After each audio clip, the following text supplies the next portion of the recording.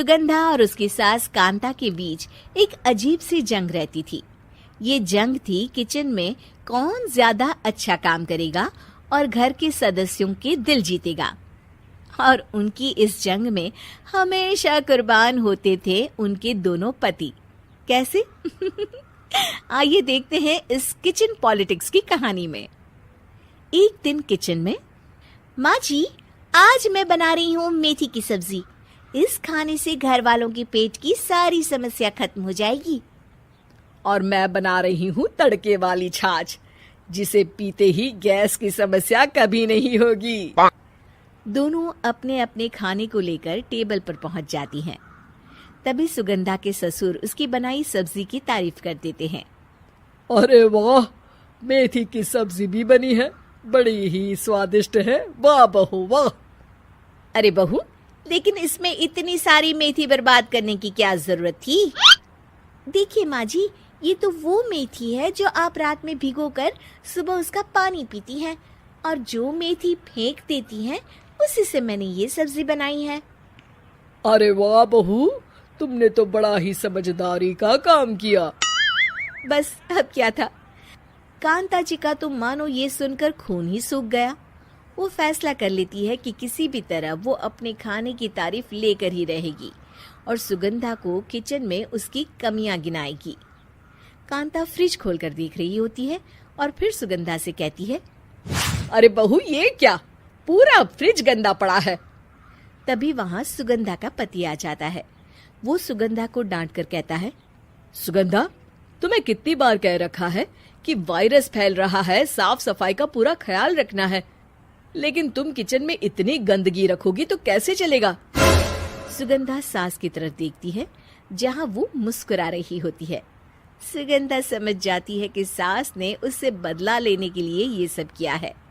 दोनों रात के खाने की तैयारी में लग जाती हैं। दोनों ना एक दूसरे की तरफ देखती हैं और ना ही एक दूसरे से बातें करती हैं। रात को खाने की टेबल पर एक एक कर दोनों कई तरह के अलग अलग व्यंजन टेबल पर लगा देती हैं और अपने अपने पति के पास जाकर खड़ी हो जाती हैं। अरे खाइए जी खाइए, मैंने बड़ी मेहनत से बनाया है। प्लेट में वो खाना डालती हैं। सुगंधा भी दोनों की प्लेट में खाना डालते हुए कहती है, बड़ी ही मेहनत लगी है इस खाने को बनाने में। हाँ, दोनों को ना चाहते हुए भी सारा खाना खाना पड़ता है। कहीं दही तो कहीं मलाई तो कहीं मसाला। और इन सब के बाद दोनों बड़ी ही मुश्किल से अपने कमरे में सोने जाते हैं। लेकिन अगली सुबह सुगंधा का पति चिल्ला रहा होता है, हाय रे, हाय मेरा तो पेट खराब हो गया। हाय माँ, बहुत दर्द हो रहा है। तो वहीं कांता के कमरे से भी कुछ ऐसी ही आवाज आने लगती है। हे भगवान, इस सास बहू की लड़ाई हमारी जान लेकर रहेगी। जाओ कोई डॉक्टर को बुला कर लाओ। डॉक्टर आते हैं। दोनों को देखकर कांता और सुगंधा से कहते हैं, देखिए, आप दोनों इन्हें खाने में हल्का ही दीजिएगा। हो सके तो रात का खाना जल्दी खाया करे और वॉक किया करे। इतना कहकर डॉक्टर वहां से चले जाते हैं। जिसके बाद एक बार फिर से दोनों बहुएं किचन में जाती हैं और खाना बनाने में लग जाती हैं। रात में खाने के टेबल पर दोनों एक बार फिर से खाना लगाने लगती है। पापा जी, मैंने ये पतली मूंग की दाल की खिचड़ी के साथ ये पापड़ और पुदीने की चटनी भी बनाई है। अरे बहू, अभी अभी बेचारे पेट की बीमारी से गुजरे हैं। इतना भारी खाना तो डॉक्टर ने भी मना किया है ना।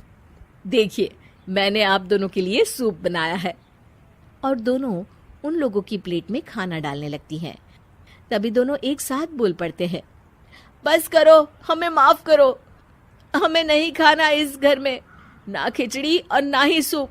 हम इंसान हैं, एक वक्त में एक ही खाना खा सकते हैं। बस करो, हमें माफ करो।